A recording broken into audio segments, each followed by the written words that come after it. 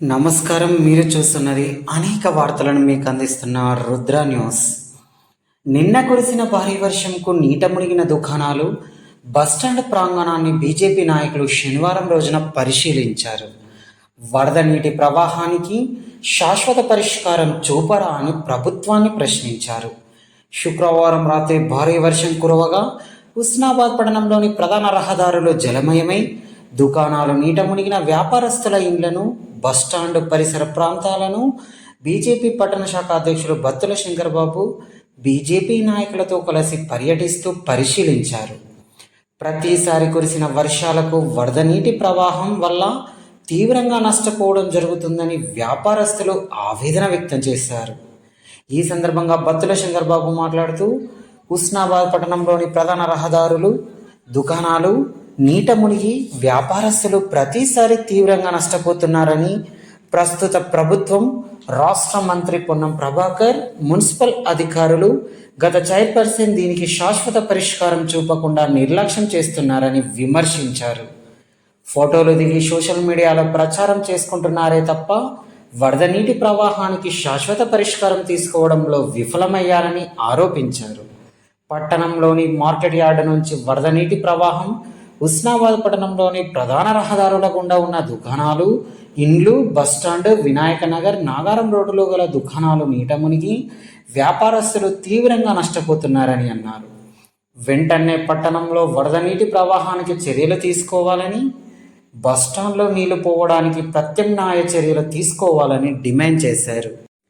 ఈ కార్యక్రమంలో BJP senior నాయకులు వరయోగుల అనంతస్వామి, పట్టణ ఉపాధ్యక్షులు గాదాసు రాంప్రసాద్, అధికార ప్రతినిధి నారోజు నరేష్, బీజేవైఎం పట్టణ అధ్యక్షులు పోలోజు రాజేందర్ చారి, మాజీ ఓబీసీ మోర్చా అధ్యక్షులు బొడిగే వెంకటేష్, బీజేపీ నాయకులు అబ్బిడి లింగారెడ్డి, పచ్చిమట్ల రాంబాబు, న్యాలం సందీప్, బాధితులు, కార్యకర్తలు తదితరులు పాల్గొన్నారు.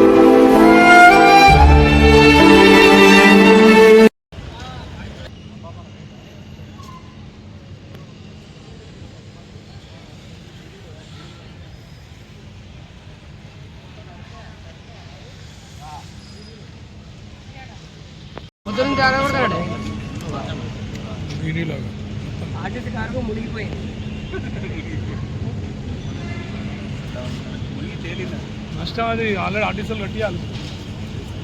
ఇప్పుడు మన నాయకు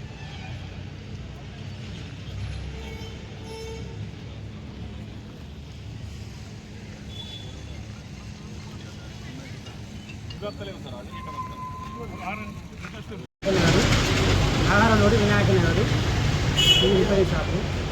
రాత్రి వర్షం కారణంగా షాపులకు వరద నీరు వచ్చింది. నాకైతే నష్టం జరిగింది. మాకు సాయం చేయవలసిందిగా.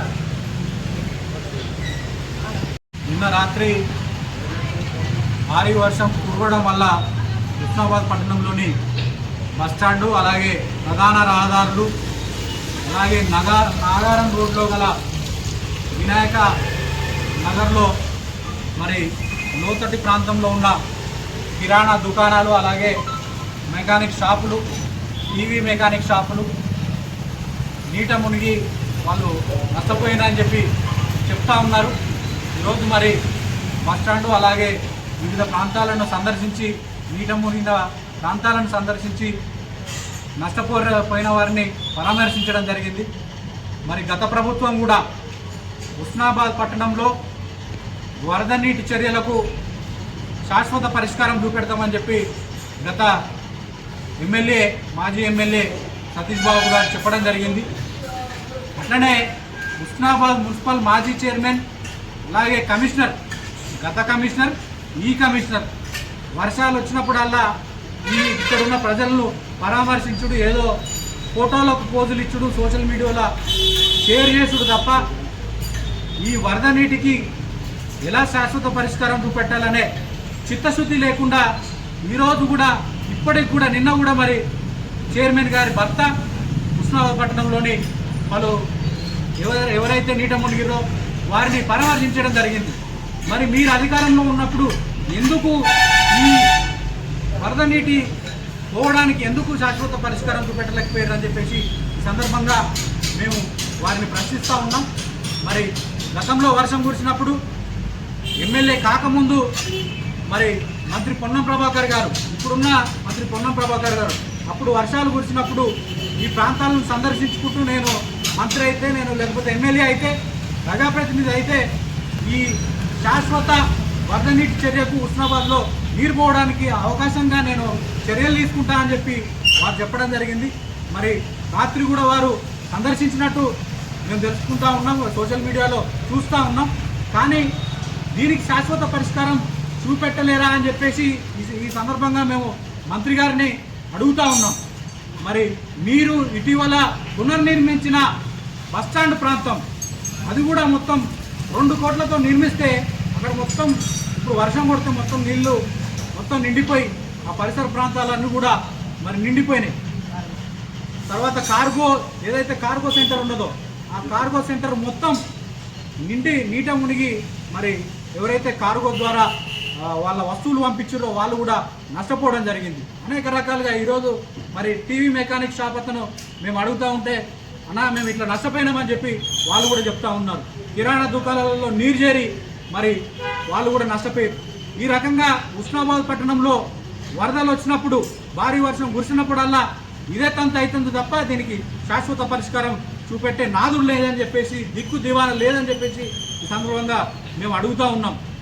ఈ సందర్భంగా మేము ప్రభుత్వాన్ని, రాష్ట్ర ప్రభుత్వాన్ని, అలాగే స్థానిక మంత్రి పొన్నం ప్రభాకర్ గారిని మేము అడుగుతూ ఉన్నాం, ప్రశ్నిస్తూ ఉన్నాం. వెంటనే ఎవరైతే ఇదైతే వరద నీటికి ముప్పు ప్రాంతానికి ఎవరైతే గురవుతున్నారో, వ్యాపారస్తులు ఎవరైతే నష్టపోతున్నారో వారికి శాశ్వత పరిష్కారం చూపెట్టే దిశగా నీరు ఎట్లా పోతుందో ఏదైతే వంపు ప్రాంతానికి పోయే విధంగా చర్యలు తీసుకోవాలని చెప్పేసి ఈ సందర్భంగా డిమాండ్ చేస్తూ ఉన్నాం. అలాగే మీరు నిర్మించిన ఏదైతే బస్టాండ్ ప్రాంతంలో పునర్నిర్మించారో దానిలో మొత్తం వాటర్ నింపిపోయినాయి. ఆ కాంట్రాక్టర్ ఏ విధంగా నీరు బయటికి పోవడానికి చర్యలు తీసుకోకుండా ఎట్లా నిర్మించిండో వారిని కూడా మరి అడగాలని చెప్పేసి, వారిపైన చట్టరీత్యా చర్యలు తీసుకోవాలని చెప్పేసి, నీరు నిలవకుండా ప్రయాణికులకు ఇబ్బంది కలగకుండా బస్టాండ్లో పూర్తిగా మరి శుభ్రంగా ఉంచాలని చెప్పేసి ఈ సందర్భంగా ప్రభుత్వాన్ని డిమాండ్ చేస్తాం.